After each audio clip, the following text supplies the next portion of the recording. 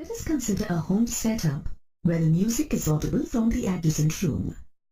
How can we hear sound when we cannot see the sound player? This is because the sound waves bend around the corners to reach our ears.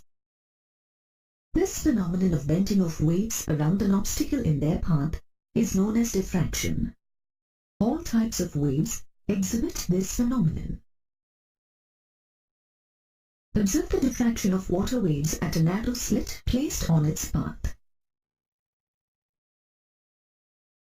When the size of the slit is large, the diffraction of water waves is quite negligible.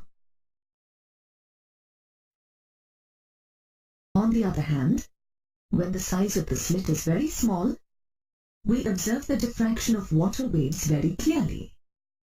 The diffraction of waves depends on its wavelengths. If the size of the obstacle or the slit is of the order of the wavelength of incident waves, then diffraction occurs. This condition is also applicable to light waves. The wavelength of visible light is in the range of 400 to 800 nanometer. Since the wavelength of visible light is much smaller than the dimensions of most of the obstacles it encounters, we usually do not observe any diffraction. If a screen is placed behind an opaque object, light from the point source travels in a straight line and forms a shadow on the screen. But if we look at the shadow closely, we observe that no sharp boundary exists between the shadowed and the illuminated regions. The illuminated region above the shadow of the object contains alternate bright and dark fringes because of diffraction of light. And the pattern is called diffraction pattern. Let us now study diffraction of light at a narrow slit. Place a monochromatic light source on one side and a screen on the other side of a narrow slit. When the slit is illuminated by monochromatic light, a diffraction pattern is formed on the screen.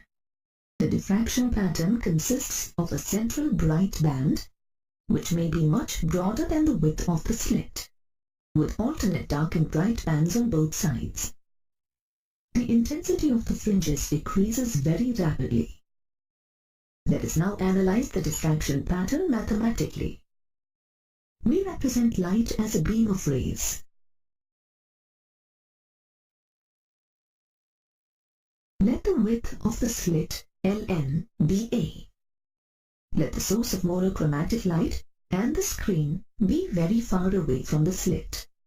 If the source is at a faraway distance, we can regard the incident light as plane wavefronts.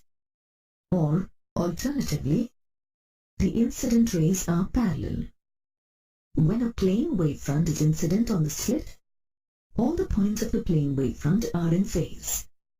According to Huygens' principle, every point on the wavefront acts as a source of secondary wavelets that spread out in all directions with a speed equal to the speed of propagation of the wave. Consequently, we find so many microscopic point sources of light between L and N, which produce secondary wavelets.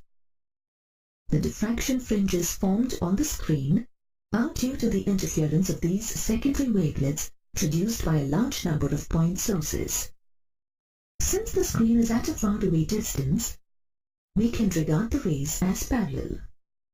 The diffraction formed in such conditions is known as Fraunhofer diffraction. Consider an arbitrary point P on the screen. Let us examine the conditions for point P to be a diffraction maxima or a diffraction minima. Let M be the midpoint of the slit and a straight line passing through M be perpendicular to the plane of the slit, which meets the screen at C. Let the line joining the points M and P make an angle theta with the normal MC. Consider light rays from 2 point sources L and N separated by a distance A reach the point P. The path difference between these rays NP minus LP is equal to NQ. From triangle LNQ, NQ is equal to A sin theta.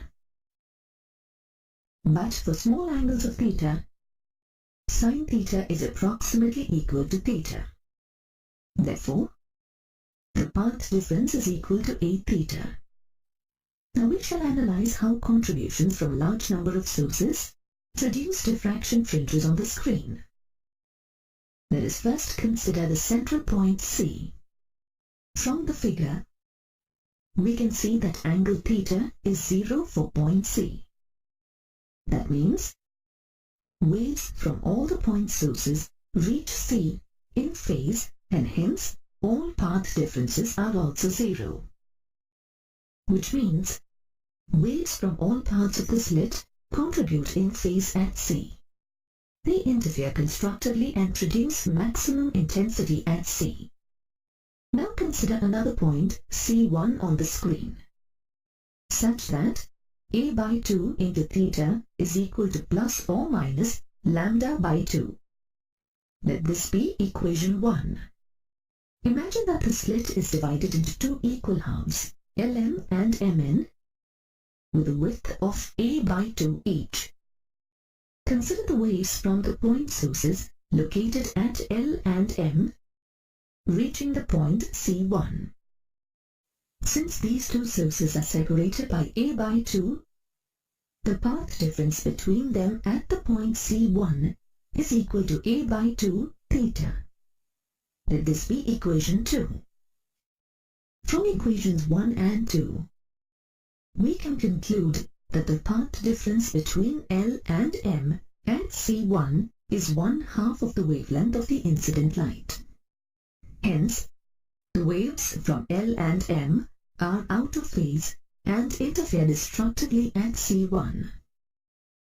Now, if both the half slits LM and MN are considered for every wave passing through LM, there is a corresponding wave passing through MN originating at a point A by 2 below the first one, such that the two waves are out of phase at C1.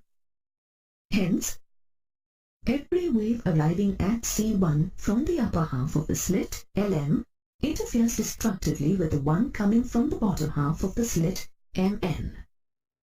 The intensity at C1 is therefore 0, and C1 corresponds to the first minimum of the diffraction pattern.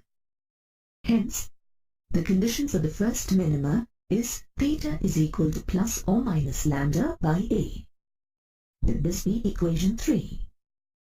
Equation 3 implies that the central maxima can be made wider by making the slit narrower. We can also divide the screen into 4 parts, 6 parts, and so on. And using a similar argument, we can show that the subsequent diffraction minima occur whenever theta is equal to plus or minus 2 lambda by A, plus or minus 3 lambda by A, and so on. So, the general condition for a diffraction minima can be written as theta is equal to n lambda by A, where n is an integer. Let this be equation 4. In between two successive minima, we will have secondary maxima. We can find the location of the secondary maxima for values of theta approximately equal to n plus half into lambda by A. Let this be equation 5. Let us now verify the validity of equation 5. Imagine that the screen is split into 3 equal parts of width A by 3. Consider a point C0 approximately between C1 and C2 at an angle theta equal to 3 lambda by 2A. Now consider two waves from the ends of the two top parts. Since the width of each part of the slit is A by 3, the path difference between them at C0 is equal to A by 3 into theta, which in turn is equal to lambda by 2. Hence, these two waves interfere destructively at C0. In the same way, all the waves from the first part can interfere destructively with corresponding waves from the second part of the slit. Only the remaining one-third of the slit contributes to the intensity at C0. Therefore, the intensity of the secondary maxima is much weaker than the intensities of the central maxima. The intensity distribution due to diffraction of light is as shown. So far, we assumed that the source and the screen are placed far away from the slit. In such cases, the intensity of the fringes on the screen is less.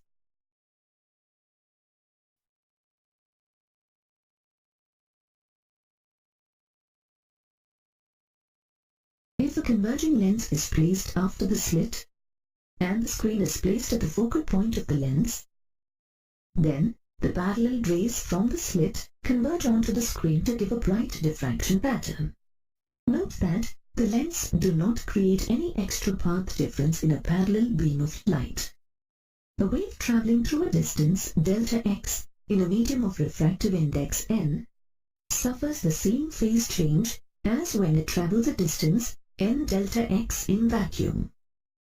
This means that the path difference delta x in a medium of refractive index n is equal to a path difference of n delta x in vacuum.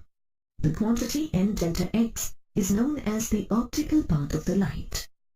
Since the optical path of rays converging at any point on the screen is the same for all the rays, the lens do not create any extra path difference in a parallel beam. Let us now compare the diffraction fringes due to a single slit with the interference fringes formed in the double slit experiment. We observe alternate bright and dark fringes in both the interference and the diffraction experiments. The fringes in case of the interference experiment are due to superposition of waves from two sources, whereas the diffraction pattern is a superposition of waves originating from each of the point sources on the single slit. The interference pattern has a number of equally spaced bright and dark bands, but the diffraction pattern has a wider central bright maximum. The intensity of the successive maxima decreases as we move away from the central maxima on either side. In the case of diffraction, the first minima is formed at an angle theta equal to plus or minus lambda by a, whereas the condition of angular separation theta equal to plus or minus lambda by a corresponds to the central maxima for two-slit interference pattern with a equal to the separation between the slits. Now, observe the intensities of the fringes formed in the single-slit diffraction and the double-slit interference experiments. When observed closely, double-slit interference experiments, we see a decrease in the intensity of the bright fringes as we move towards either side of the central maxima. This happens because of the diffraction of light from each of the single slits. In fact, the pattern is a superposition of a double-slit interference pattern and a single-slit diffraction from each slit. The combined effects of diffraction and interference are as shown. The diffraction pattern acts as an envelope and controls the regularly spaced interference pattern. The number of interference fringes occurring in the broad diffraction peak depends on the ratio d by a, where d is the slit separation and a is the width of each slit. As the value of a decreases, the diffraction pattern becomes flat and we observe a normal interference pattern.